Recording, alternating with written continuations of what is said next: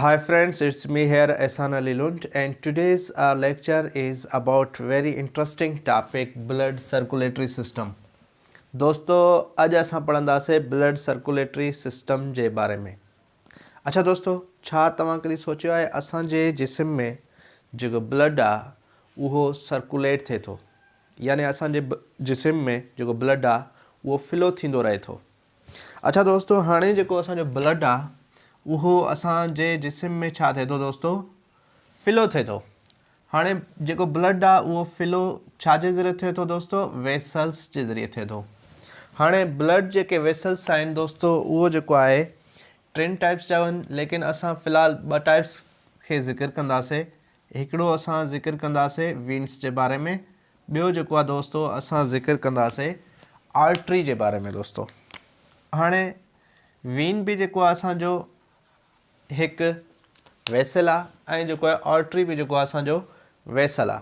हाणे दोस्तों जेको वीन्स आहे, वीन्स जो जेको फंक्शन आहे उहो डीऑक्सीजनेटेड ब्लड असांजे बॉडी खां वठी असांजे दिलि ताईं पहुचाईंदी आहे, ऐं आर्टरी जेको आहे उहो असांजे दिलि खां ब्लड खे खणी असांजे जिस्म ताईं पहुचाईंदी आहे। इन ॿिन्ही जो इहो ई फंक्शन आहे दोस्तों। ब्लड सर्कुलेटरी सिस्टम जी जेका दिलि आहे, जेका जान आहे, जंहिंखे असां चऊं जेको मेन ऑर्गन आहे उहो आहे हार्ट। अच्छा दोस्तों, ब्लड सर्कुलेटरी सिस्टम में अहम रोल असांजी जेका हार्ट आहे उहो अदा करे थी। हाणे ॾिसो जेको आहे हार्ट खे सम्झणु बि लाज़मी आहे, त पोइ असां ॾिसंदासीं सभ खां पहिरियां हार्ट खे सम्झणु।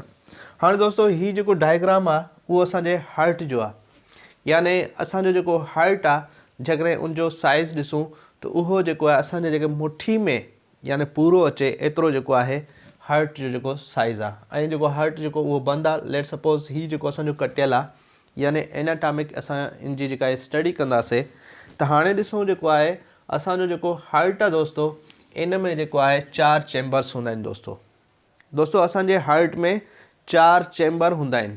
हाणे 4 चैम्बर कहिड़ा आहिनि दोस्तों? हिकु त हूंदो आहे असांजो राइट एट्रियम हूंदो आहे।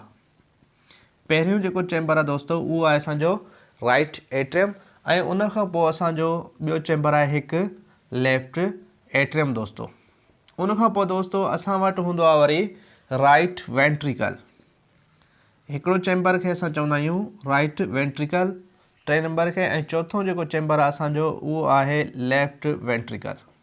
हाणे दोस्तों हर चैम्बर जो हिकिड़ो पंहिंजो रोल आहे। हर चैम्बर जेको आहे पंहिंजी जेका ड्यूटी आहे उनजी उहो परफॉर्म करे थो। हाणे दोस्तों असांजो हिकु राइट एट्रियम थी वियो, ॿियो लेफ्ट आर्ट्रियम, टियों जेको आहे राइट वेंट्रिकल, ऐं चौथों जेको आहे असांजो लेफ्ट वेंट्रिकल।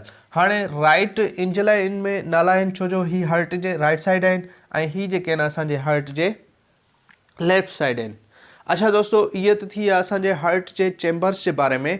उनखां पोइ असां ॾिसंदासीं असांजे हार्ट में जेके वाल आहिनि उहो केतिरा आहिनि दोस्तों। असांजे हार्ट में जेके वाल्स आहिनि उहे 4 आहिनि। हिकु वाल जेको असांजो हिते आहे, ऐं हिकु वाल जेको असांजो हिते आहे, यानी ही 2 वाल थी विया, ऐं हिकु वाल जेको असांजो हिते मौजूदु आहे, ऐं चौथो वाल जेको असांजो हिते मौजूदु आहे। अच्छा दोस्तों, हाणे ॾिसो हिते बि असांजो वाल आहे, ही बि जेको असांजो वाल आहे, ही बि वाल आहे, ही बि वाल आहे।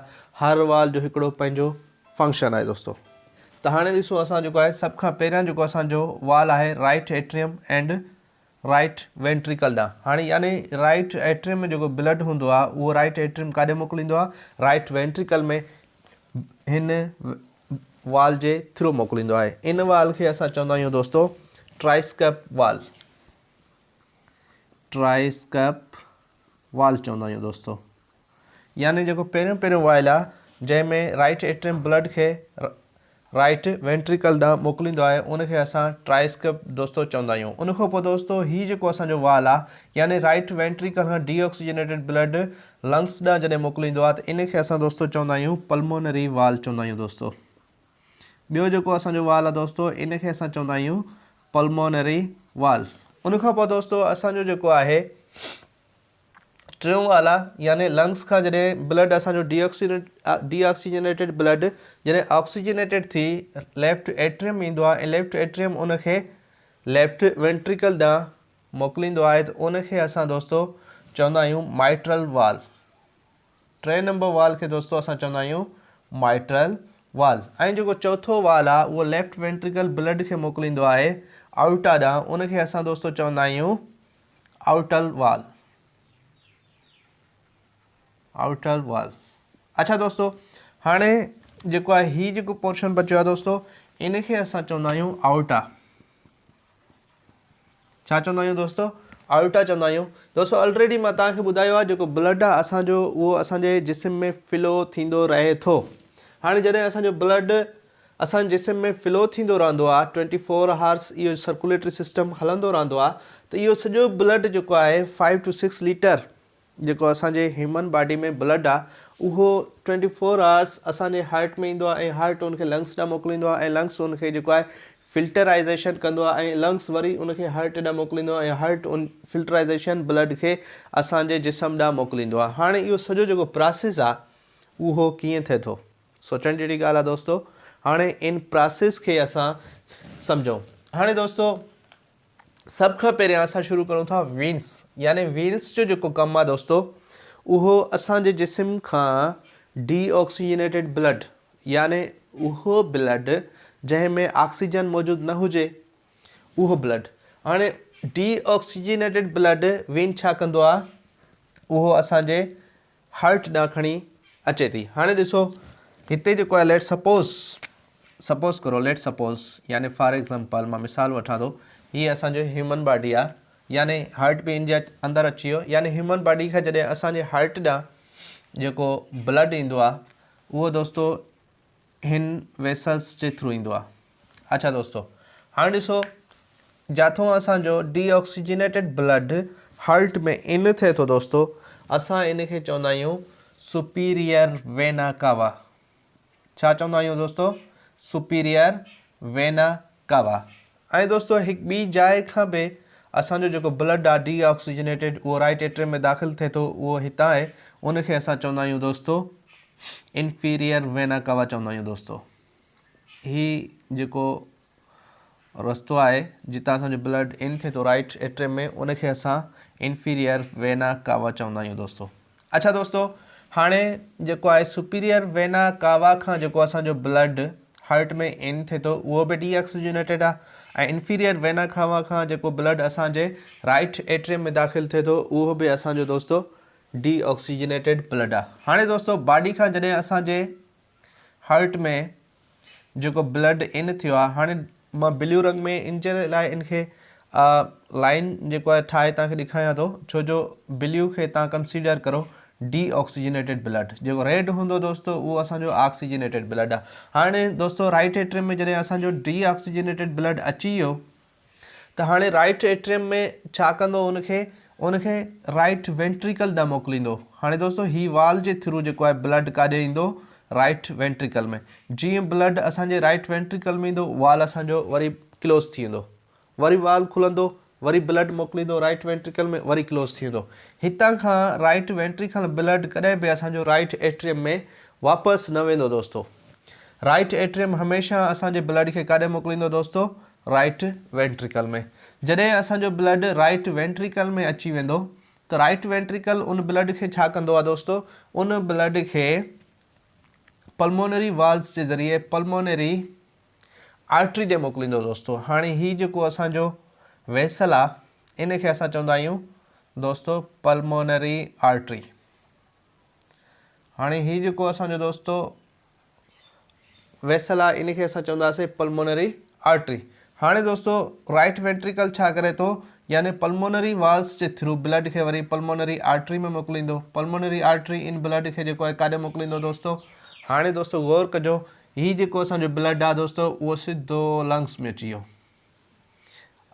ठीकु आहे दोस्तों, हाणे जेको असांजो डायग्राम आहे इहो लंग्स जो आहे।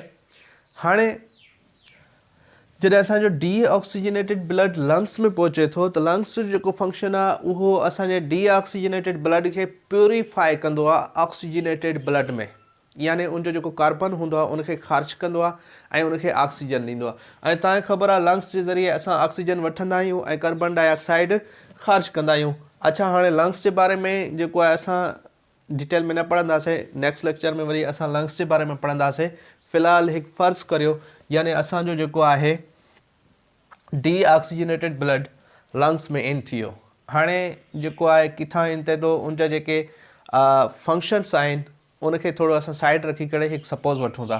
हाणे लेट सपोज़ जॾहिं असांजो ब्लड असांजो लंग्स में ब्लड पहुची वियो डी ऑक्सीजनेटेड, त लंग्स उनखे छा कंदो दोस्तों, उनजो जेको कार्बन आहे उहो ख़ारिज कंदो काथों, हितां विंड पाइप खां।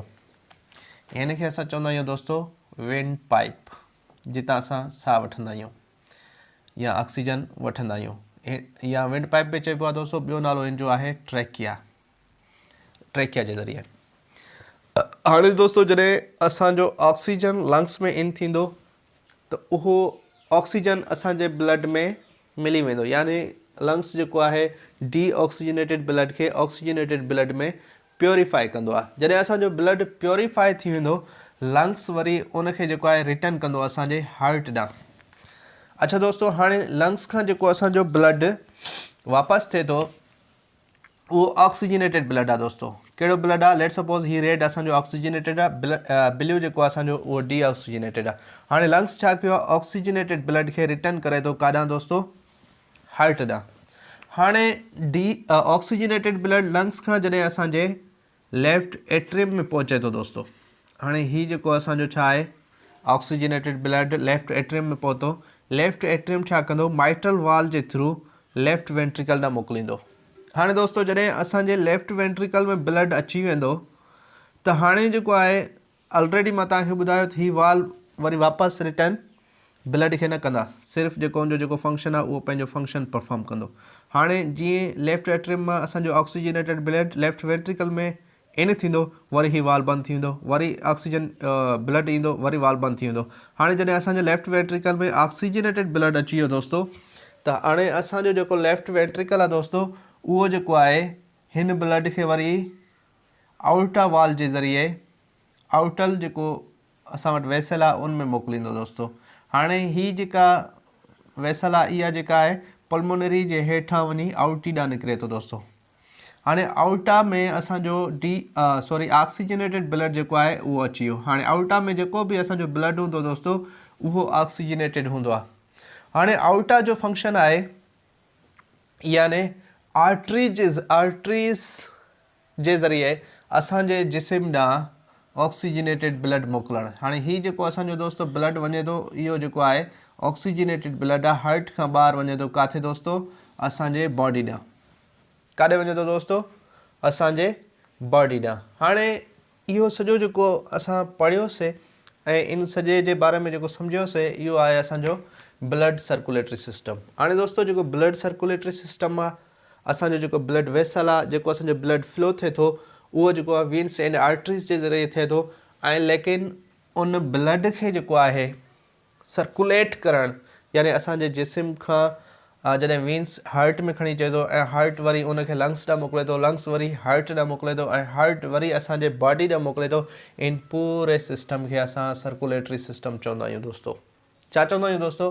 Blood circulatory system. हाणे ॾिसो वरी ॿीहर मां तव्हांखे ॿुधायुमि त असांजे बॉडी खां डी ऑक्सीजनेटेड ब्लड हार्ट ॾांहुं ईंदो आहे। हाणे हार्ट ॾांहुं जेको डी ऑक्सीजनेटेड ब्लड अचे थो उहो सुपीरियर वेना कावा जे थ्रू या वरी जेको आहे इन्फीरियर वेना कावा जे थ्रू। हाणे सुपीरियर वेना कावा जे थ्रू जेको असांजो ब्लड अचे थो उहो अपर पार्ट्स ऑफ बॉडी जो ब्लड ईंदो आहे, ऐं जेको इन्फीरियर वेना कावा खां जेको ब्लड अचे थो असां लोअर पार्ट ऑफ बॉडी जो ब्लड असांजे राइट एट्रियम में अचे थो। हाणे right atrium D oxygenated blood खे किथे मोकिले थो दोस्तों? राइट वेंट्रिकल में, ऐं राइट वेंट्रिकल इन खे मोकिले थो पल्मोनरी वेन्स में, ऐं पल्मोनरी वेन्स असांजो डी ऑक्सीजनेटेड ब्लड मोकिले थो लंग्स ॾांहुं। लंग्स उनखे प्योरीफाई करे थो, ऑक्सीजनेटेड बणाए थो, ऐं लंग्स वरी उनखे वापसि करे थो असांजो लेफ्ट एट्रियम में। लेफ्ट एट्रियम वरी जेको आहे ऑक्सीजनेटेड ब्लड खे मोकिले थो लेफ्ट वेंट्रिकल में, ऐं लेफ्ट वेंट्रिकल जेको आहे असांजे ऑक्सीजनेटेड ब्लड खे आउटा ॾांहुं मोकिले थो, ऐं आउटा छा कंदो आहे, उन ऑक्सीजनेटेड ब्लड खे असांजे बॉडी ॾांहुं पहुचाईंदो आहे। अच्छा दोस्तों, हाणे इहो जेको सॼो सिस्टम हुयो, इहो हुयो असांजो ब्लड सर्कुलेटरी सिस्टम जे बारे में। उनखां पोइ दोस्तों असांजे जेको आहे जेके वेसल्स आहिनि उन्हनि में हिकु कैपिलरीज़ वेसल बि आहिनि। हाणे कैपिलरीज़ छा कंदा आहिनि दोस्तों? कैपिलरीज़ जेके आहिनि असांजे सेल्स जेके आहिनि उन्हनि ताईं जेको आहे ऑक्सीजनेटेड ब्लड खे पहुचाईंदो आहे ऐं उन्हनि खां जेको वेस्ट मटीरियल आहे उहो जेको आहे वरी वापसि वठंदो आहे। कैपिलरीज़ यानी असांजे सेल्स ऐं असांजो जेको आहे लेट सपोज़ जेकॾहिं असां चऊं जेको आहे आर्टरी ऐं वेन्स जे दरमियान में कैपिलरीज़ हिकिड़ो कनेक्शन ठाहींदो आहे जेको सेल आर्टरीज़ खां ऑक्सीजनेटेड ब्लड वठी असांजे सेल ताईं पहुचाईंदो आहे ऐं सेल खां जेको आहे ख़राबु मादा वठी करे वेन्स ताईं पहुचाईंदो आहे ऐं वेन्स वरी असांजे हार्ट ॾांहुं खणी अचे थो। इहो पूरो सर्कुलेटरी सिस्टम जेको आहे उहो असांजो हलंदो रहे थो। अच्छा दोस्तो, हाणे ॾिसो ब्लड सर्कुलेटरी सिस्टम मूंखे उमेदु आहे तव्हांखे सम्झ में आयो हूंदो, बहितरीनु नमूने सम्झ आयो हूंदो। जेकॾहिं तव्हांखे सम्झ में न आयो आहे, जेकॾहिं का अहिड़ी ॻाल्हि जेका मिस थी वई हुजे, तव्हां मूंखे कमेंट करे मूंखां क्वेश्चन भी करे सघो था ऐं मूंखे जेको आहे गाइड भी करे सघो था। ऐं इंशाअल्लाह असां नेक्स्ट लेक्चर में कंहिं सुठे टॉपिक ते ऐं मुंहिंजी उमेदु आहे त मां जेको आहे लंग्स खे वठां यानी रेस्पिरेटरी सिस्टम खे वठी करे तव्हांजे साम्हूं ॿीहर लेक्चर में पेश थींदुसि। तव्हांजो जेको कमेंट असांजे जेका इनकरेजमेंट हूंदो दोस्तो। Thank U very much watching for my video.